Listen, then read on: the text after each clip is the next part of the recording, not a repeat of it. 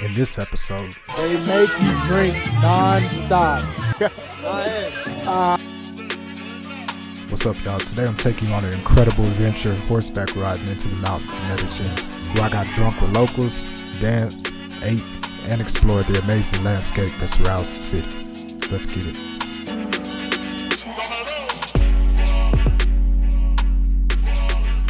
So I met up with a guide in Cabalgata at a restaurant, and he picked us up and drove us 45 minutes south down to the mountains. Feeling great, you know what I'm saying?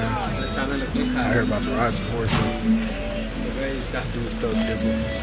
So as soon as we got there, he walked us up and showed us around the place. They have a little spot where you can go like hang out, and there's people hanging out here, and then right across from that they got all the horses and all the different animals they have over here at this area. The day I got there, it was Dia de Amor y Amistad, which is basically like the Valentine's Day, or Colombia's Valentine's Day. So there's a lot of people there celebrating and drinking. This was our guide, and he was set to get us drunk. He had this big tequila bottle and was just handing it to us the entire time. Basically how this ride works is everybody meets up at this location.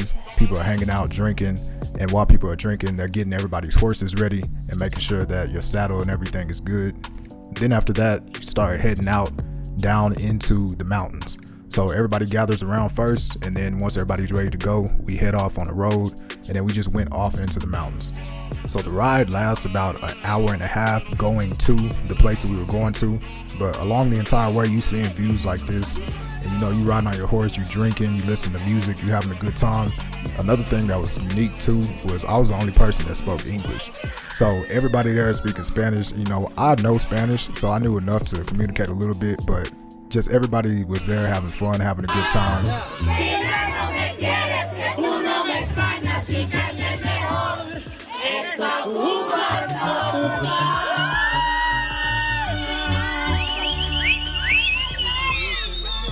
Yeah, so we would just stop and have little moments like this where they listen to music and everybody singing and stuff. So you could tell that it was a very friendly type of vibe. Everybody was very open.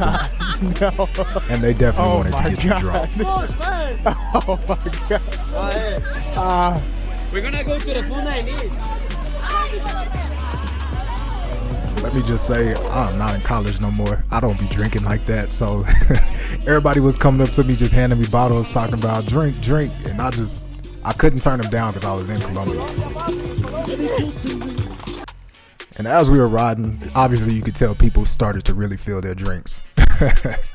But it was definitely a good time. People were taking care of each other. People were making sure everybody was good. Everybody was making sure that, you know, my horse was good and the person I was with, her horse was good. So just riding out here and being able to see all of this and just chilling and having a good time and being a little lit and looking at the mountains and you know, just doing something different that I don't normally do. I think that this was something that was very unique to experience, especially having to ride an hour and a half in the mountains and you don't know where you are, no type of service, but experiences like this is something that I strive for, especially when I'm out traveling to different countries like this. So being in Colombia and experiencing this, and oh man, it started raining out of nowhere bad, and it wasn't just a little rain. And we were out in the middle of the mountains. There is no escape. Luckily, I had a jacket, but I ain't have no type of hood. So, like, it would stop raining, it would start raining. Shoot, at one point, even in the distance, it started lightning. But the time we were out there, we went around, like, sunset time, as you can see right there. It's just, like, being out there at that time and watching the sun set behind the mountains and all the colors that it's producing in the sky and just being in Colombia and just having this vibe with all these people out here, man. It's a very, very unique experience. Like, if you are able to come to Colombia and do something like this tour is available on Airbnb. I'll link the info in the bio below.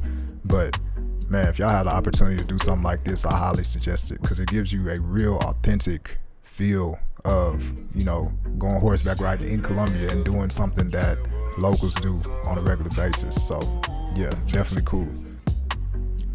So the whole point of this trail is we end up at this house that's in this little small town that's off in the mountains. And in order to get there, that's why we had to, you know, hike on these horses for an hour and a half, because the only way to be able to get there, you have to climb through all the mountain trails and stuff like that. So there's this one part that we go through. It's like private property.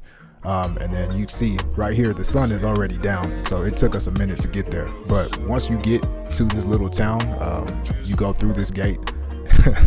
There was a little horse just following us around. It wasn't even part of this group, but I guess it just saw the horses and followed. But anyways, we in the town, and so you walk into the town, there's people's houses literally right there. I'm riding right past it and look inside.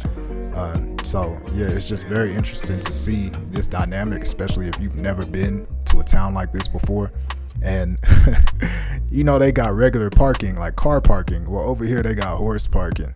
Like, people ride down here and park their horses. When we went, the dude told us it was probably like 90 to like 100 people that were at this place, and they had different sections you could go to, but everybody parks their horse. And then once you park your horse, you go up and you start having a good time. They make you drink non-stop. Non-stop. Everywhere I was riding, they came up to me and they're like, and then we got this big ass bottle of tequila and they're trying to make us drink all of it. What's the shit? Aguardiente. Shit is disgusting. Oh my God, but they still try to make you drink it.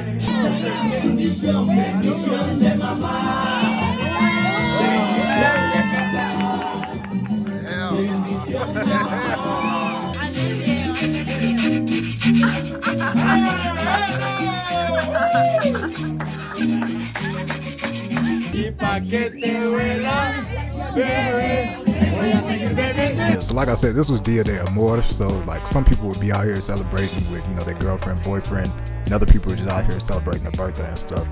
But one thing that was super good, man, that chicken was remarkable.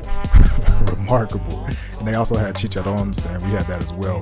But after all of that, we ended up getting back on the horses and riding out. Now, this part was definitely a little scary, I'm not gonna lie, because when we went there, I was like, man, we're gonna have to ride back in the dark. And boy, did it get dark. We rode back in the pitch black, and they told us to stay to the left side because if you got to the right in the mountains, your horse might slip off and fall. So yeah, that was definitely really wild. But once we made it out of the pitch blackness in the mountains, we actually came down into this little town right here. So like, as we were walking up, I definitely wasn't expecting to see it like this, but everybody is outside because it's a Saturday night, and like I said, it's Dia de Amor, so a lot of people are out celebrating. But as you're walking through, people are just out on the side of the street playing cards. People are just looking at us as we walk by because it's a big caravan of horses going through, probably like, I don't know, 30-something horses.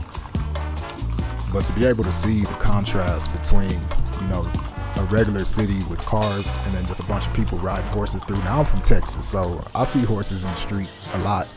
But to be in a foreign country and see how they operate in the small towns within that foreign country where people riding horses through, and just kind of how it's a regular town, but it also has that old culture where people still get on their horse and ride down to the bar or ride down to wherever it is they're trying to go to, park their horse, and then go inside and have a good time wherever they at. After we ended up riding through the town, we made it back to the stables. I didn't get any video of us pulling up to the stable, but right after this is what I was talking about and how I felt after the ride. I would give this ride a 9 out of 10. 9 out of 10? What would have gave it a 10 out of 10 is if the meal would have been an actual meal and not just 2 appetizers. Yeah, that would have But been low-key, great. the chicken was smacking. That was good. What was it? The chicharrón was good too, but it was a little rushed. We were a little rushed. The ride, I don't know. Yeah, man, so I definitely had a good time doing this. This is something I normally would not do. It's something that's kind of out of my comfort zone, but to go out here and do this and spend almost 6 hours off in the mountain riding horses in a foreign country is definitely something I'm always gonna remember. And if you out here with even just like friends or something, you and your homeboys, you and your homegirls come out here and y'all just want to go ride horses and get drunk, I definitely recommend y'all book an experience similar to this. So yeah, that's all I got for this one. I appreciate y'all sticking through to the end of the video. Make sure you like, make sure you subscribe. I'm going to continue posting more videos every week, my experiences here in Colombia. Hopefully y'all stick around and check out what I got going. Alright, till the next one. Peace.